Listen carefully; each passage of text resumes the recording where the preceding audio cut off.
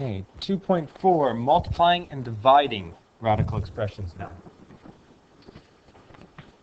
So first, to get started, we need to make sure that we can expand polynomials again. Remember how we said in 2.3 notes that the rules for radicals are very similar to the rules of polynomials. So expanding this, I'll just expand all of them. So 3x times 3x gives us 9x squared plus 3x minus 1. We've got conjugate pairs here, the same exact terms with opposite sign in the middle. Whenever you have that, you're always going to have these two canceling off. You've got a positive and a negative one in the middle. They're going to cancel each other off. So you're just going to get left with 9x squared minus 1. Or, in this case, thinking of it this way, the square of the first one minus, always minus, square of the second one. When we've got this type, squaring, write it a second time. Do not just bring the squared into the first term and the second term. Doesn't work that way. You've got to write it twice and expand it again. So you've got now 16a squared minus 20ab minus 20ab plus 25b squared. Whenever you have it squared, you're always going to have two of exactly the same thing in the middle.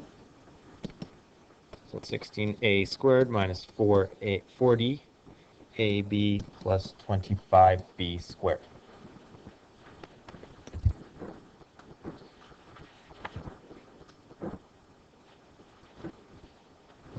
Expand and simplify these now. Now we're going to get into the radicals and use the same rules exactly. Start with the first one. Square root of a, 8, plus square root of 3, multiplied by square root of 8, plus square root of 3. And expand it. And that will give us square root of 8 times the square root of 8 is the square root of 8 squared.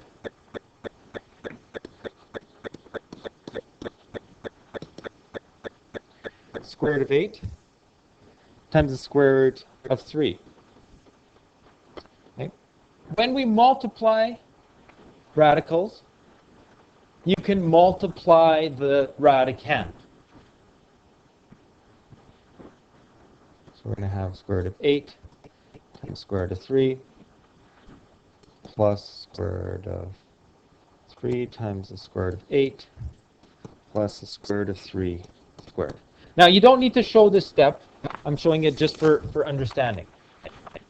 Square root of 8 squared is just going to give us 8. The square and square root cancel each other off. We can multiply the radicands together. So that's going to give us plus square root of 24. Plus another square root of 24. We're always going to have two of them there. Plus 3. So 8 plus 2 root 24 plus 3. But square root of 24. Got to reduce that one. Square root of 24 breaks down into the square root of 4 and the square root of 6, so 2 root 6. Let's bring that one back in. Remember that there's already a 2 sitting there in front, though. Get 8 plus 2 times 2 root 6 plus 3. The 8 and the 3 I can add together. That's going to give me 11. And then I multiply those parts together, 4 root 6. If I do exactly the same question, b, but now I have a minus sign in the middle, square root of 8 minus square root of 3, multiplied by square root of 8 minus square root of 3, the same thing's going to happen. I'm going to expand them. I get the first one squared. Square root of 8 squared, that's going to leave me with 8. Remember that when I did these ones, I got 2 root 24, or square root of 8 times the square root of 3 times 2. It was positive in these ones, the first one. I had a plus sign there. Now there's a minus sign. I'm going to have minus 2 root 24. So exact same process to get to here. Then when I multiply those two together, it's going to still be plus. Negative times a negative. Plus 3. So that gives me 11 minus 2 root 24. And we know that from the other one, reducing that down gives us 11 minus 4 root 6. So exact same answer, just opposite sign in between the two of them.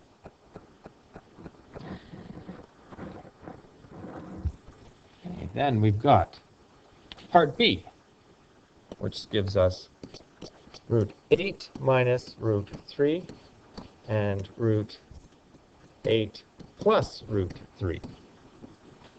These are conjugate binomials.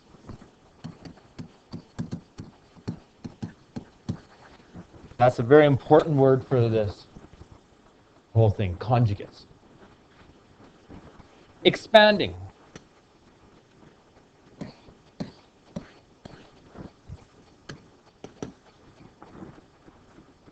So when we expand these ones now, we're going to get square root of 8 times square root of 8.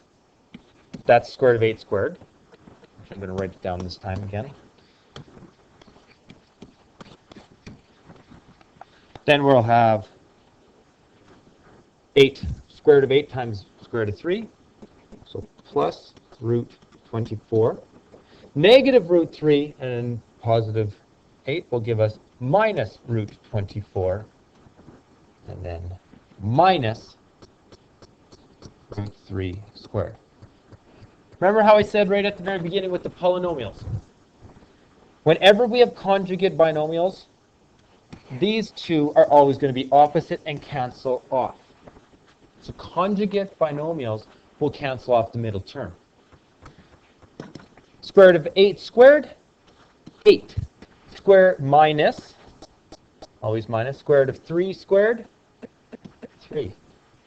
Notice that I do not have any radicals left. That's a key here for this part. 8 minus 3 gives us 5.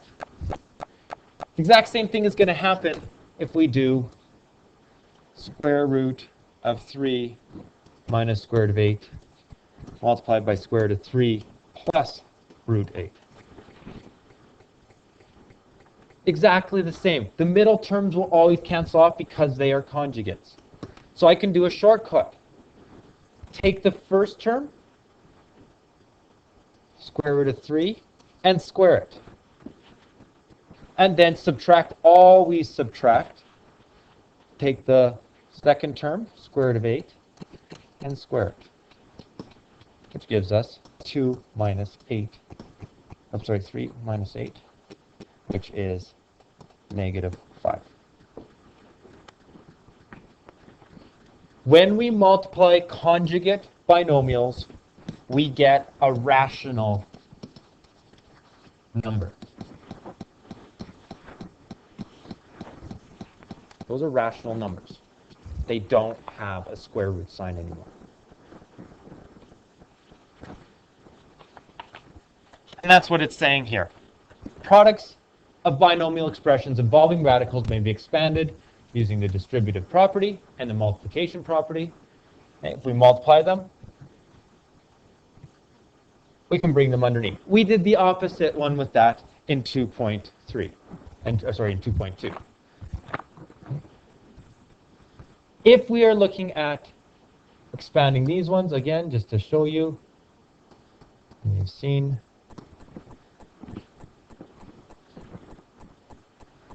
we expand it and come to an answer at the end. I'll move on now.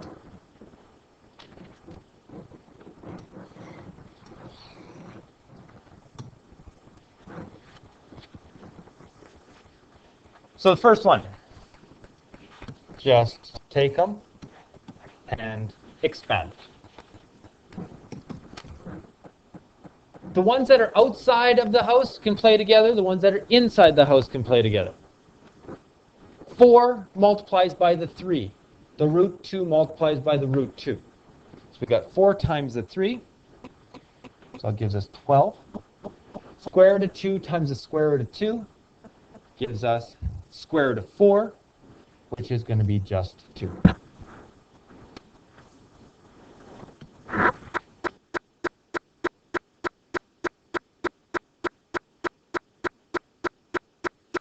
Second one, 4 times the negative 1 that's in front. So now we've got negative 4. A root 2 times the root 5. That's going to give us root 10. Then 2 times the 3 gives us 6. Root 5 times the root 2, a root 10. 2 times the negative 1, root 2.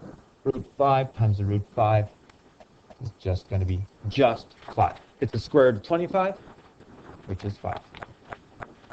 And then keep going down. We've got 12 times the 2, which gives us 24. I can combine these two together because they have the common radicand. Negative 4 root 10 and a 6 root 10. We're left with 2 root 10. Negative 2 times 5 minus 10. Combine your like terms again. We've got 14 plus 2 root 10. Done. This is as far as you can go. You can't go any further. You'll leave it as such. Next one. Notice carefully. Conjugate pairs. I don't have to expand it. But you can. You can draw the arrows, you can expand it, you can go through the whole process, but you know that the middle term is going to cancel off. So I'm going to use my quick little short form. Mr. Heck, if you're in the building, could you contact the office or somebody So to see you? 4 root 2 squared. Take the first one and square it. Minus, always minus. Take the second one and square it. This only works if it is conjugate. Exactly the same terms, opposite sign in between.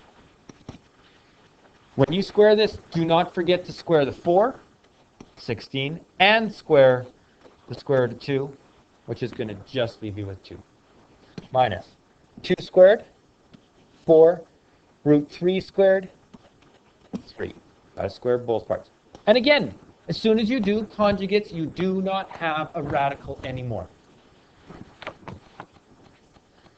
16 times 2, 32, minus 3 times 4, 12. The answer is 20.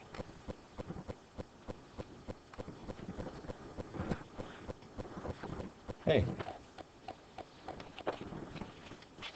The strategies used to expand and simplify products of binomials expressions, that's on the bottom of page 121, can be extended to include radicals with variables in the radicand. As with sums and differences, it is important to identify the values of the variable for which the expression is defined. We're still looking at those restrictions all the time.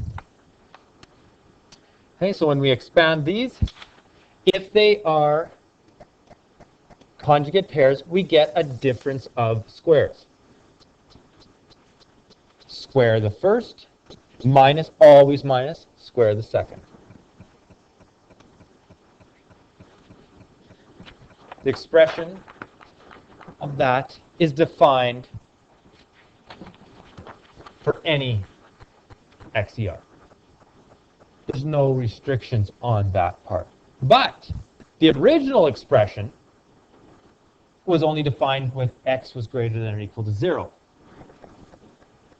So because this answer here came from this original, if there were restrictions on this x and that x, then there still has to be restrictions on this x because I've said that they're equal. We can't just get rid of and forget about the restrictions that started with at the beginning. So the restrictions on the x at the beginning have to carry through to the end. That's all that one's saying part. Okay, so the restrictions have to be coming from the original expression, not from the simplified form.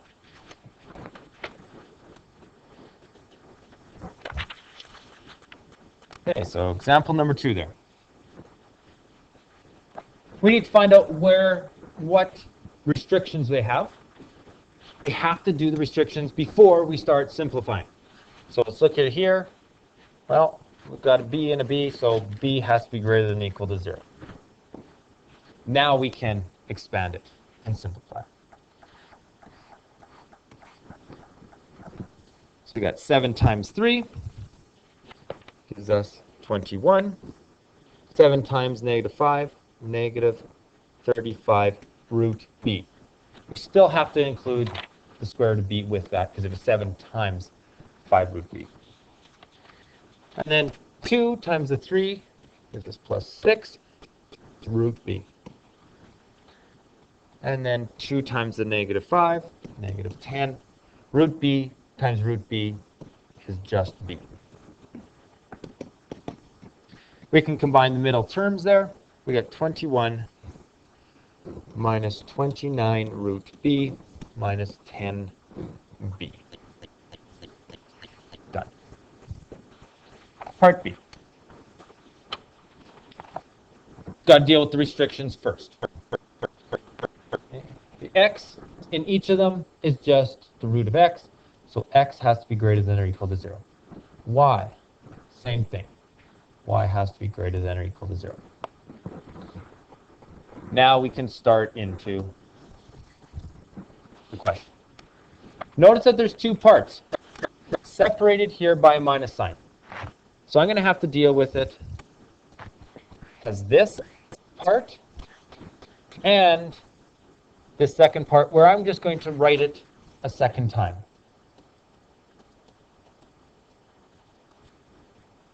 So then I can expand the second part with a minus sign in the middle.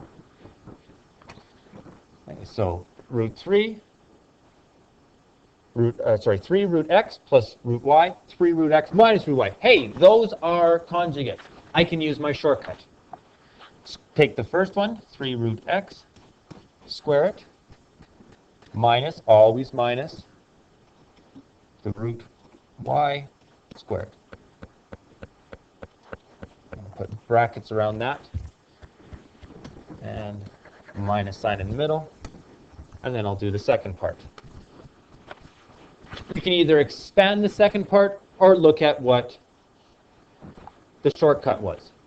Square the first, multiply them together, multiply by 2, square the last. So I'm going to use that little bit of a shortcut for it.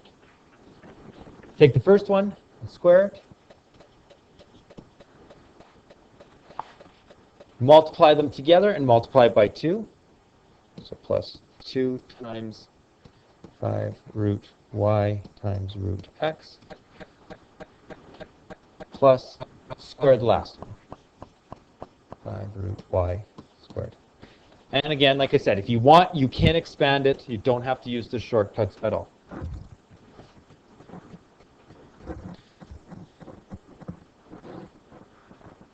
Well, let's expand this one. 3 squared, 9x minus y minus bracket x. Square and square root cancel off. 2 times 5 plus 10 root xy plus 5 squared, 25y. Got to keep the brackets in there because we have to remember to distribute in the negative in between. So let's take out the brackets now at this point. 9x minus y minus x minus 10xy minus 25y. And let's combine any like terms that we have. So we've got 9x and a negative x. We've got that one and that one. 8x x minus 26y minus 10 root xy. And there's your answer.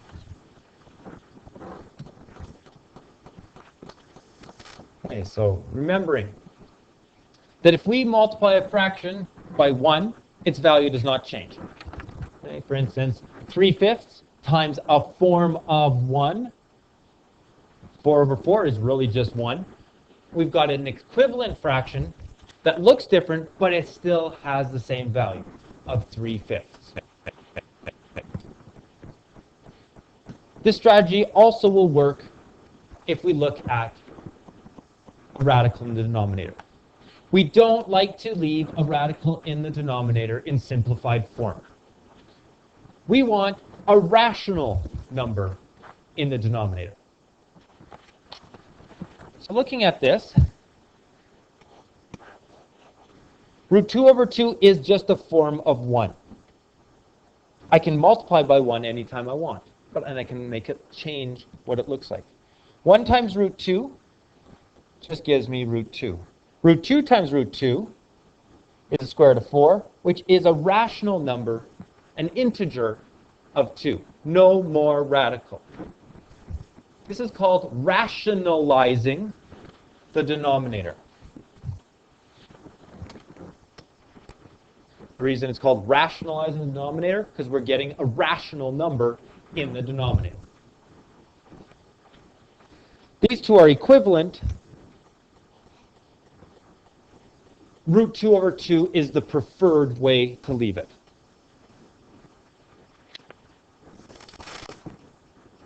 And that's considered the simplified form.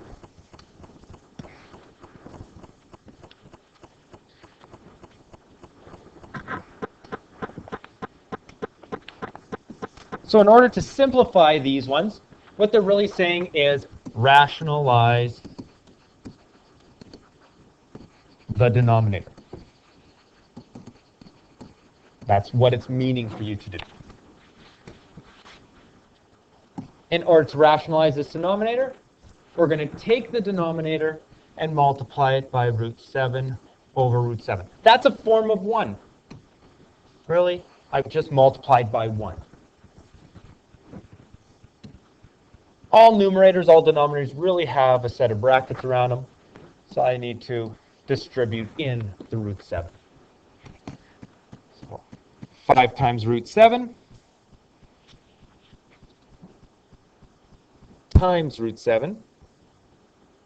It's going to give us 5 times root 7 times root 7, square root of 49, which is just 7.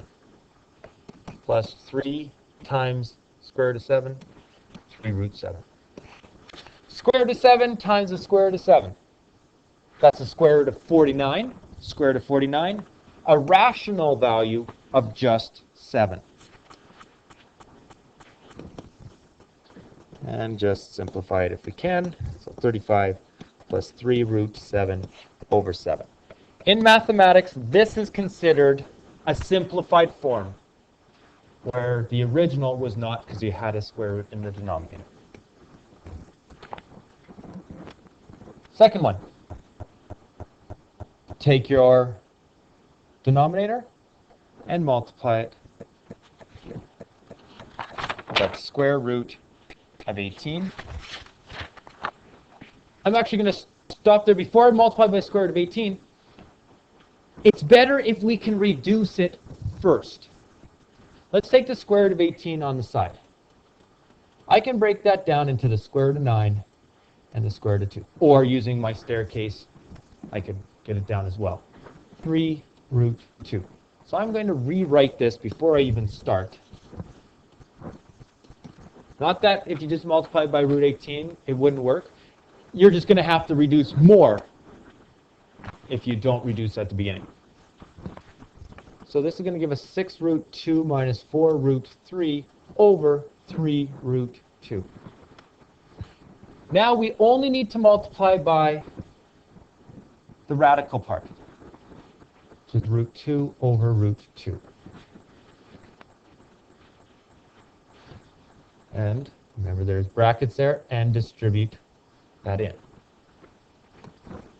So we get 6 root 2 times root 2, 6 times 2, minus 4 root 6, over 3 root 2 times root 2, 3 times 2.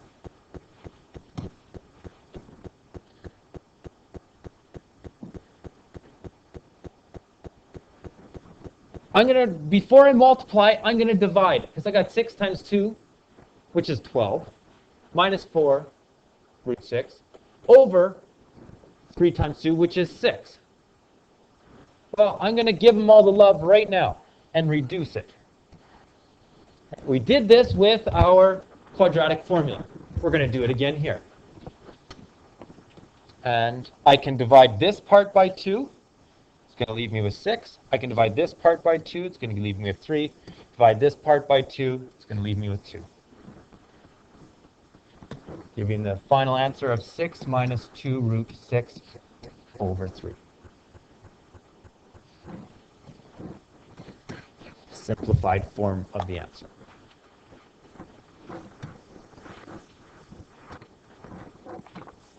So now for the trickier part.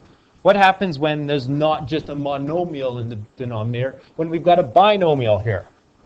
2 radicals or 1 radical and an integer. We're going to do exactly the same thing. We've already seen what to do a little bit by looking at conjugate pairs. Remember that we're trying to rationalize the denominator. We want to get a rational number, no radicals in the denominator. If I take the denominator and multiply it by its conjugate,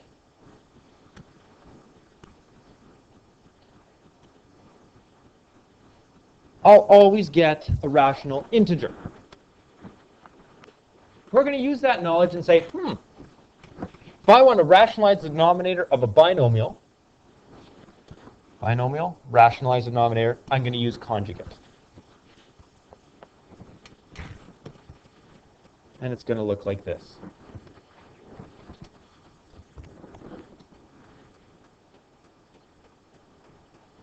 Where we would distribute for the numerator. And the denominator is always going to go to the square of the first minus, always minus, square of the first minus square root of the second. Sorry, square of the first minus the square of the second, which is the 3. I mentioned already, these are called conjugates. And we're going to take the conjugate of the denominator and multiply it. And last 2 questions here now. What are we going to multiply the first one by? The conjugate of the denominator.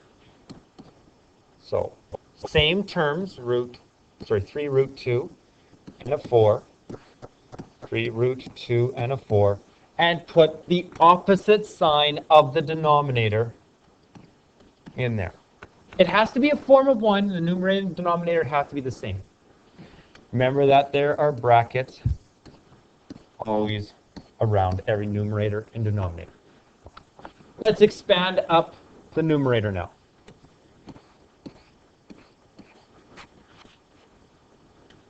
It's going to give us 4 times 3 root 2, 12 root 2. 4 times 4 plus 16. 2 root 6 times 3 root 2 plus 6 root 12. 2 root 6 times 4 plus 8 root 6. Over. We made these conjugates, so we know it's going to be the shortcut. Square the first, minus, always minus, square the second. Or if you want, go ahead and expand it. You'll get the same answer if you're more comfortable with that. So 3 root 2 squared minus 4 squared. Let's combine We don't have any like terms in the numerator, except we can reduce the root 12. Square root of 12 goes down to square root of 4, square root of 3, so 2 root 3. Let's bring that back into here. And remember that there was a 6 multiplying in front, so it's going to be 12 root 3 that I have now in the middle. So 12 root 2 plus 16 plus 12 root 3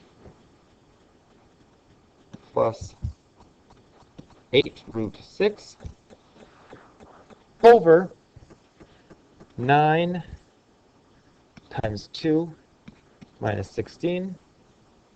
That's 18 minus 16, which is 2. 12 root 2 plus 16 plus 12 root 3 plus 8 root 6 over 2. Whew. We can reduce it further yet. You can give them all the love and divide them all by 2, or factor out a 2 of the numerator to cancel off. I'm just going to give them all the love right now and divide every single term, the coefficients, by 2. 12 divided by 2, 6, 8, 6, 4, 1. They all have to be divided. Not what's inside the radical, but the coefficient has to be divided. If one of them can't be, then you cannot simplify any further. Last answer, 6 root 2 plus 8 plus 6 root 3 plus 4 root 6. Done deal. Last question.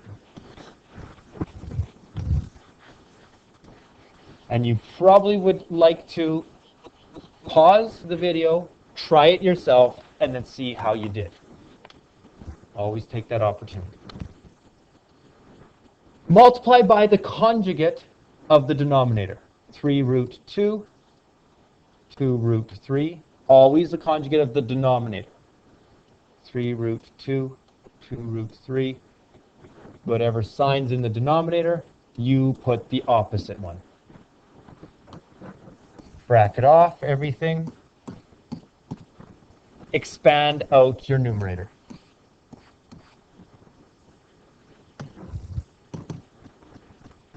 So we got 6 root 6 minus 4 root 9, which is just going to be 3. Square root of 9 is 3.